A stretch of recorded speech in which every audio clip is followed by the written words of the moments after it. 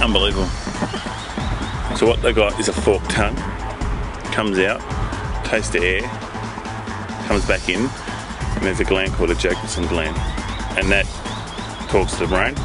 So as it flicks out and comes back, it says trees there, water there, person there. G'day, my name's Heath, snake catcher, educator, wildlife conservationist. I want to show you the great Aussie bush. Here we go. Hey. Hear that hiss? So I'll stand their ground. They won't take off, and that's when people get bit. As you see, it's not moving, it's not charging, it's not coming for me. It's not out to kill me, but it's holding its ground. Other snakes won't do that. The brown snake will, the common brown snake, and a few others. Most of them will just take off, but this one's holding its ground and defending itself. It's just scared and it's just defending itself. And he's focused straight on me. Okay, so that snake was caught at a shopping centre not far from here. Eastern tiger snake, 4th most venomous snake in the world. And any noise and he's not going to hang around. So he'll stay there, make sure everything's okay, then he'll go towards the water. So I'm happy with that.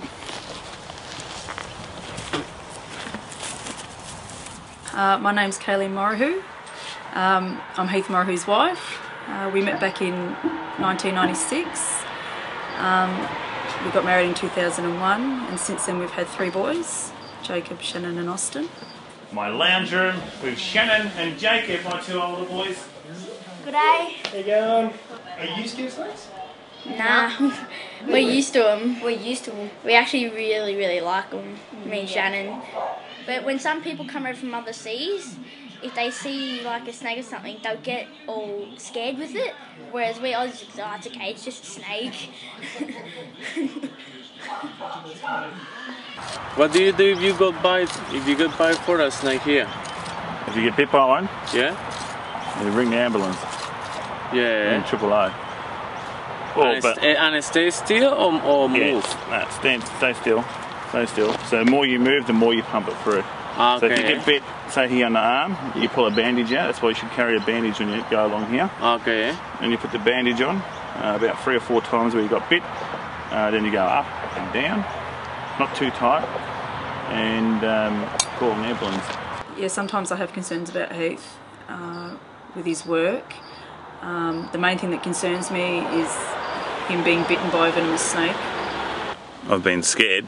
Scared's good for the nerves, keeps you active, but not petrified. If you're petrified, you don't do this for a job. You stay out of it because you will get bit.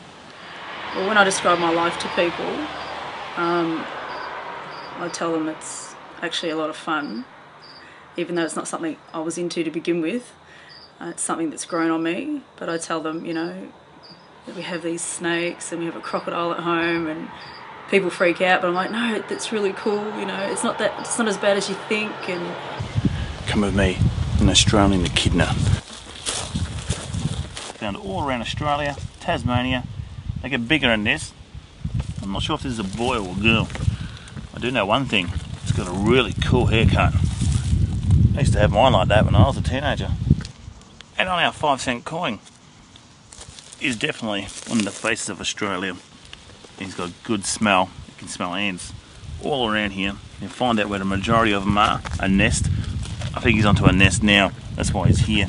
Not moving, just digging. Doesn't care about me. Doesn't care about anything. Just wants to get to this ant nest and eat these ants. And they eat lots and lots of ants. Usually they're very shy. They'll dig themselves into the ground and you cannot get them out. Too sharp to pick up like this, obviously. And the suction's way too strong to pull up. A lot of people get the shovel out if they see them in their garden and they try and dig under them to bring them up and to move them on. Bad move. You kill it, you hurt it, you chop its legs off, you chop its feet off, you chop its snout off. No good. The only way you can get these fellas out is by digging a trench around them and going under that way. Unless you're an expert at it, leave them alone.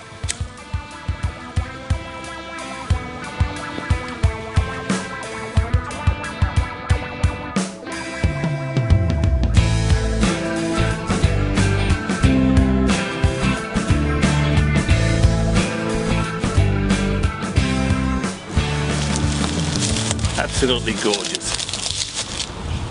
The Darwin carpet python, also called the Northern carpet python.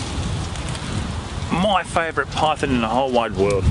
This is fully grown, 1.8 metres roughly. Can get to 2 metres, even bigger. Look at that, gorgeous.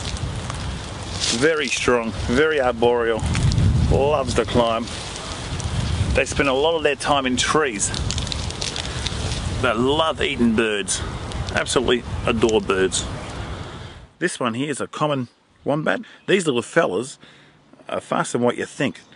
40 k's per hour is their top speed, which is pretty fast for something that's so built, stocky. It's a burrower, it loves to dig. It's got big paws, big claws. This one was orphaned. The mother was hit by a car. This will be raised to get a little bit older, and when it can fend for itself, he'll be released back in the wild. People killing snakes makes me angry, and people to this day still not knowing about snakes as much as they should. There's a lot of education out there, there's all sorts of things happening out there which is good, but still not getting it, especially I suppose the older generation. They still see it as danger, kill, destroy, we don't need them. As for this generation, these kids, pretty damn good, everything's going not too bad at all. I want to educate people on snakes, on how important they are to the ecosystem and why we shouldn't be scared of them, even if they're venomous, and what we should do if we approach them or if they get in our way, and how we should deal with the problem. Well, I find myself telling people about reptiles when I didn't really think I knew that much, and someone would ask me about a certain thing and I'd be like, oh yeah, I could tell them all about it, almost tell them all about it. And my sons as well, you know, they seem to be really well educated about the reptiles, and I see them talking to people and educating other people about them, which I think is really good. And I'm pretty proud of them when I see them talking to other children or even adults, and like they're really excited about telling people about certain reptiles. I think it's important because it's teaching people to learn to like the reptiles instead of trying to harm them, which is a lot of people try to do. And you know, they're not as scary as people will think. So you know, if people are educated about them, then they won't be scared of them, which is what happened with me. Yeah. So that's why I don't fear a snake. If I come across one, I'm not going to freak out like I would have 10 years ago.